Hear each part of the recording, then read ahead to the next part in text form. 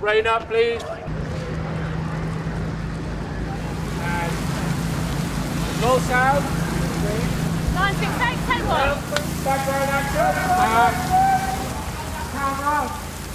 Action. Filming so hard. The hours, the being in the sunshine it's really. I mean, people don't realise just how hard it is. No, really. I mean, it's not really very difficult at all being in the sunshine in the south of France. To be honest, it's fun. One of the primary motivations why Simon McBurney set the story in France was because we wanted to put Mr. Bean in an environment where talk was not expected, because we decided to send him to France with no real knowledge of French, and so inevitably the way that he dealt with every situation he would have to deal with in a relatively silent way. Gracias. My father had an uncle called Uncle Bob, who was incredibly British, and he used to say to my father, it's incredibly easy to travel in Europe. In fact, I've travelled the whole way around Europe. I've had no trouble with the language in any of these countries because I had the one essential word in French, gracias. We had three main bases. We had one in Paris and shot in Paris and around Paris, and then we were in Luberon and shot in and around there, and then we were in Nice and shot all around there.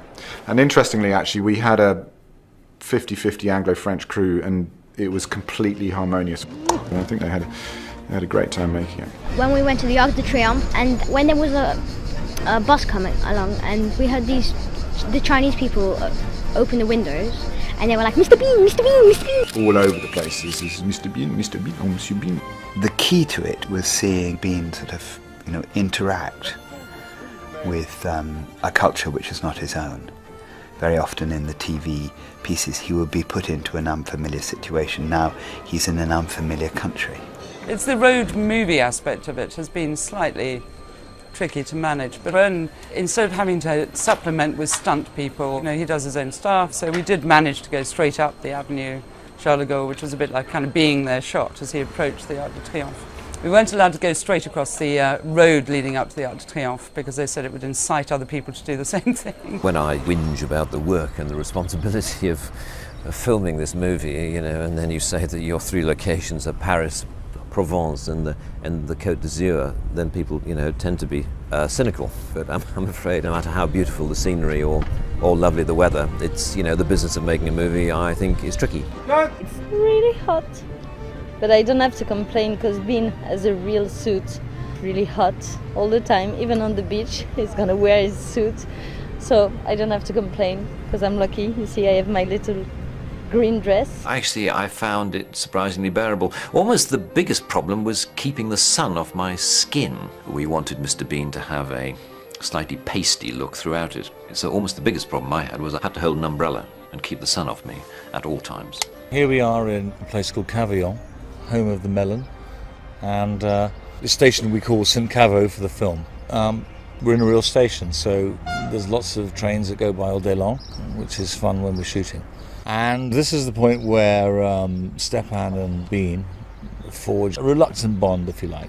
When two people are sat on a bench and they don't talk to each other and you have to convey a story, it is a much more time-consuming and money-consuming exercise. Visual comedy is very hard to achieve simply because every gesture and every piece of movement has to feel organic, fluid, considered, with the added requirement of being funny. And in the past, where you saw people like Chaplin and Keaton do silent comedy, they would do hundreds and hundreds of takes of their routines. And in fact, although we do spend quite a lot of time doing it, it's probably quite rapid in comparison. Action! France is a very, very big country with a relatively small population for its landmass, and there are many, many big and spectacular and beautiful vistas which we have tried to capture. Some extraordinary constructions, some extraordinary architecture, some great landscapes. Landscapes in particular, I think we've been trying to capitalize on, because there is something inherently funny about this small figure of Mr. Bean set in this vast context. Scale was something we wanted to embrace for the film, so that it had that sort of that size. And one of the things you do see is Bean in space, and I think that's very strong. I mean, because Rowan is such a good physical performer, I think that's something that is very strong in the film, that you see his full figure within a larger context. I think in cinema, when you're blessed with a big landscape, to have a little figure being funny in a big space, you know, gives your film the scale it should have. When you're backed with this beautiful Provençal landscape and the sun shining, and there's great scope for you to place your figure in such a way that you can exploit this huge space. Here we are in Cavaillon again. We were at the railway station.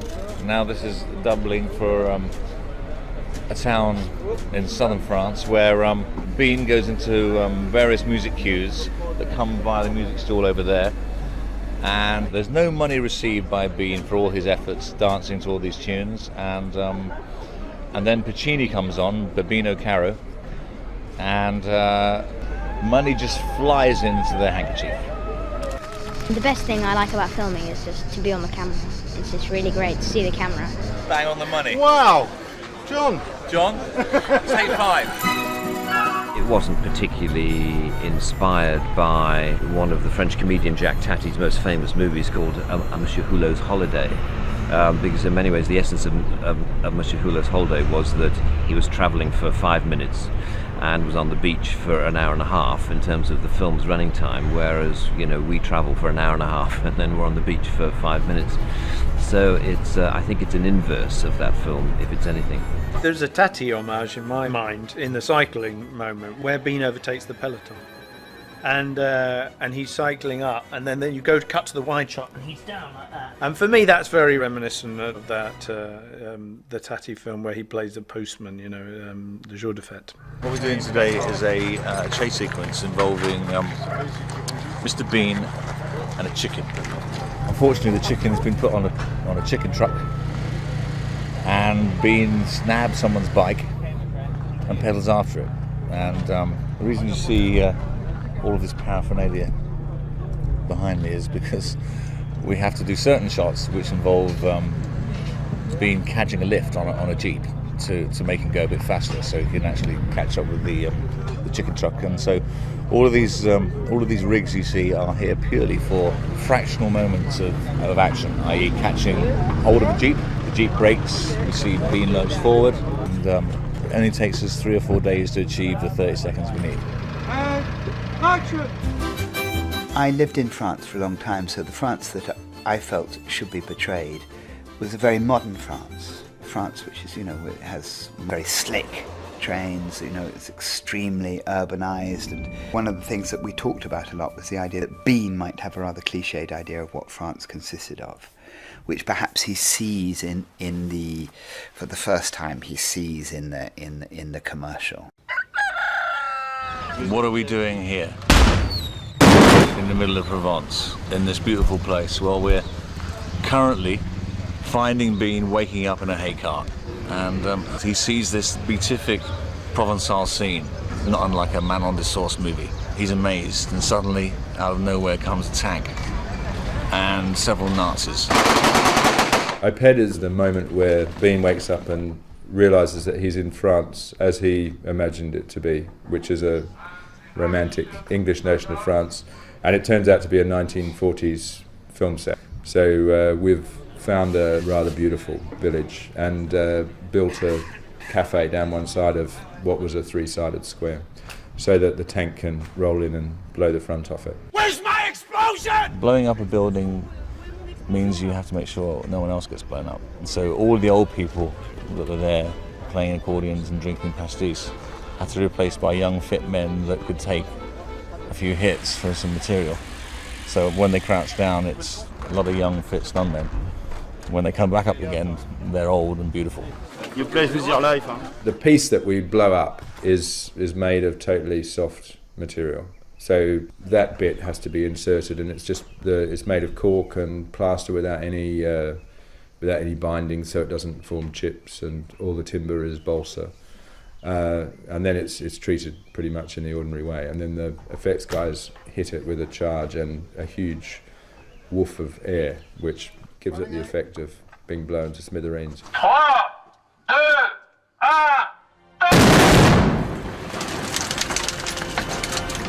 Bean has a video camera and part of the narrative of the film is told through the images that Bean takes on his video camera. Then there's our main film, which we're seeing the whole thing through, and the two things meet at the end in a cinematic festival which takes place in Cannes. And we shot second unit during the festival and grabbed some stuff on the red carpet, and the Cannes authorities were very graceful in allowing us to do that. Cannes is really like, there's so many people come here on holidays, so there's always a lot of people. During the festival it's like 100% more, but there's always a lot of people. It's always sunny, the sea is always here, it's beautiful, and yeah, no, it's cool to be here. It was a very hectic schedule, it was a very hectic bit of shooting, but I think the results are good. I think it's a very nice film to watch. I think it's very beautiful. I'm very glad that we've made a pure version of it, you know, because I think that the character warranted it, and in a funny way, the first film, although it had great merits and all the rest of it, didn't give it the purity that the character deserved.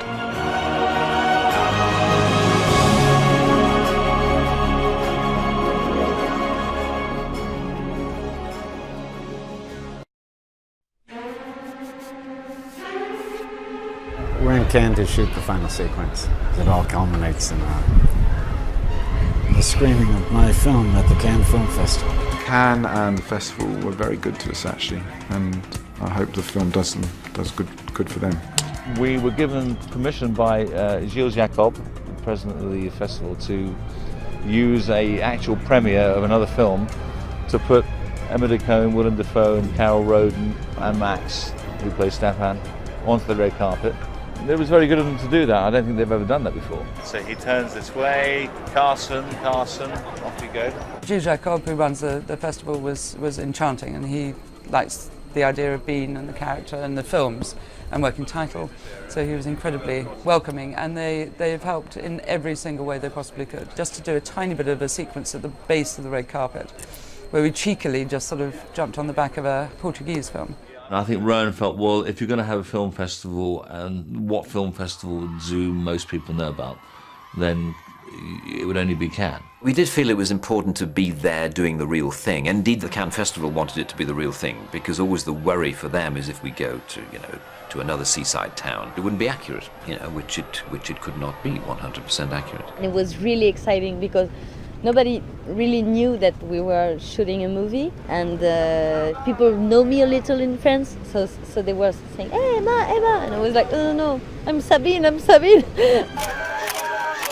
Willem just has come into it so generously and openly, and we gave him a girlfriend who was about 10 feet higher than he was to walk up the red carpet. We had 45 minutes to do our thing, and we couldn't use Rowan, so Rowan was a double in the car. But we really wanted to grab some explanatory shots of them going up the red carpet effectively. But the real story is behind the Palais, which is where we are now. And what's happened is that their fiendish plan to go in disguise has failed. And so they're fashioning a plan, even as we speak, to get past the officialdom, which will fail, of course. And they finally do get in. They get in mainly by running in. I don't think that the authorities in Cannes were remotely worried that we were going to spoil their reputation or their image. It was a little bit satirical, about the sort of nonsense of it and the pretentiousness of some of the film product that is seen there. And we have a little bit, we have some jokes about that towards the end, but they're extremely oblique and extremely gentle. So they were happy to have us there. And we were very happy to be there, and it was great in particular to be in their main auditorium, shooting the scenes that we shoot there. What you see is the real deal. This is the main auditorium in the Palais. Bean has found his way in here to try and connect Stefan back to his parents, and is dressed as a woman at this stage, which is quite fantastic, actually. Because my scene. The great silent comedians, for me, always played with the idea of cinema. And so I thought, if we're going to set it in the 21st century and somebody goes on holiday, what do they take? They take a camera with them, but, in this day and age, it'll be a digital camera. You are now in the arms of another. You can't go anywhere now on holiday for a weekend, a day out, We've all got the camcorder going, and it seemed to be fun way to get into sort of Bean's mind, that he's both on this journey and he's recording this journey. And then, because you're going to the south of France, that seemed to be a wonderful opportunity for one of those sort of high conceit concoctions where basically Mr. Bean's holiday video ends up on the screen in Cannes. And you work the steps for that to work out, and I think it works very well, that it's gloriously absurd, but it sort of works, and it has that sort of emotional payoff at the end. One of the most complex scenes is we're taking over, and hopefully not opening us up to a sort of general municipal disaster, but we've taken over the equivalent of 3 public beaches on the Croisette, where we'll be filming for 2 days the final sequence. 5, 4, 3, 2, 1, top. There are very simple stages of child development, and I used that when I first wrote the story, the idea of different events happening and each one taking him a little step further down the road to some sort of emotional development by the end. And he has actually got close to the boy who's really annoying at the beginning, by the end becomes a real friend, the girl, who he doesn't really seem to fancy.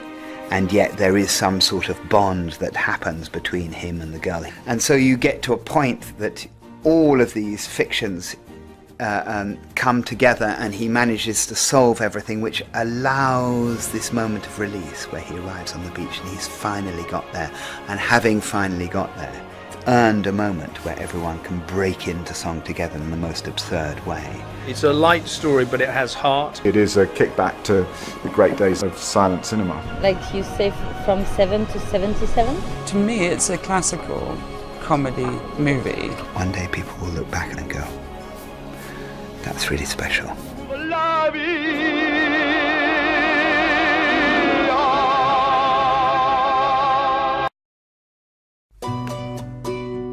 Everybody knows about Rowan. He's a complete gentleman, and that all works on that level. And that's very encouraging. In a film that he's headlining, if you put him in it, you're going to go out and do really decent business. He's absolutely unique as a performer. It's really hard not to laugh, and yeah, he's a great person. I really like him. When I was maybe 15 or 16, my dad used to bring me back the tapes of Bean. It doesn't exist in France at this period, and I was really mad about it. I remember very well seeing those Blackadders and just loving Rowan and thinking how brilliant he was. So you get a little titillated to think that you're going to be working in the same movie with him. He's been at it a pretty long time, and all of that time he's been working on making people laugh, and he's very serious about it. No. I first met him and saw him work in the early 80s, and I was mesmerized by his stage work, because he was one of those performers who could literally go on stage and nothing would happen, and you would be completely entranced, roaring with laughter, but you didn't know what he was doing. You had no idea what the hell he was doing. He would just stand there and he would make you laugh. He appears to be made out of several degrees of rubber, and yet you do see the character behind everything. It's not for its own sake. I was amazed the first time I saw him for rehearsals.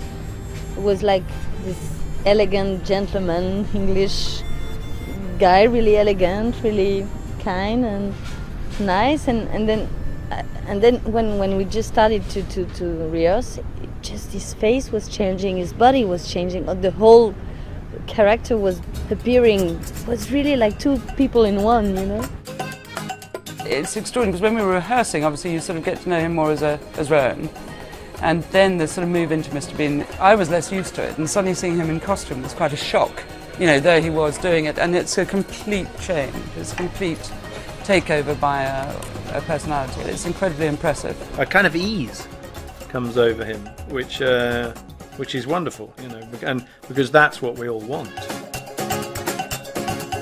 I haven't found it difficult after the passage of time in finding him again and understanding him and knowing how he would behave in any given situation. I think I'm pretty familiar, but I still find the business of shooting and acting him quite stressful. It's the very singular nature of the character and the fact that he is at the center of the film. I mean, obviously, but I mean, to be in virtually every shot of every day of the shooting is, I find, quite challenging. I think he's lost about a stone while we've been shooting, actually, and he certainly commented the other day that he was tireder than he'd ever been at the end of a shoot because it was very physically exacting on him. All we need to have gears so that I can alter the relationship between the pedal speed and the wheel speed. He's very meticulous, he really works details. He's a real stickler about, of course, about timing. So he's always on himself and he's always on other people too, because you know, it's all really hung on this Bean character, and although there's a world that he enters into and I'm part of that world, the tone of the film and obviously the whole feeling of the film comes from that character he knows so well. He has a very high quality threshold. He won't go out to work on something unless he's pretty sure of the content and all the rest of it. And then when you're actually shooting, he has a very, very high quality threshold. And I actually think in this movie he's given one of the better performances that I've seen. It was a good... Simon had spent a lot of time working it out of him in rehearsal, and actually then Steve picked up that baton very much in terms of directing on the set. Why don't I try quickly? I should come in and then get back. Okay. It means I'll get out on the roadside. Yeah. The reality of working with Rowan is that he is very tough on himself, and he's very tough about playing a very fine equation, I think, between highly considered action and the desire for that to feel completely spontaneous. And that illusion is something that is hard to achieve, and something that is well worth trying to achieve. He'll remember the takes as well, so that when he's in the cutting room, you know, you say, you know, I'm pretty sure in the 6th when I did this at this point, and in the 10th when I did this at this point, and all the rest of it. And so, you know, it's the same old thing, it's the attention to detail. For me, it's like a Charlie Chaplin, you know. I'm really happy to look at him working and improvising, and he's so amazing, really. He's really, really amazing. He's really a great actor. I learned a lot from him. It's a great chance to learn a lot. It's a great experience. If there was one quality which I would say characterises Rowan's uniqueness, it is the quality of his imagination as a performer. He suddenly sees a way of reacting to something which is nobody else might see, just because he's in the situation and he's in the character, and he then starts to play with it. He's constantly playing and inventing. There's very few people who are prepared to do pratfalls and bump into lampposts and all the rest of it, and Rowan's never too proud to do that. He is a perfectionist, he's scrupulous, and in almost every frame is perhaps the funniest man I've ever worked with. Gracias. And rain up, please. And roll sound. Line 6, take one. Background action. And camera action. Filming so hard.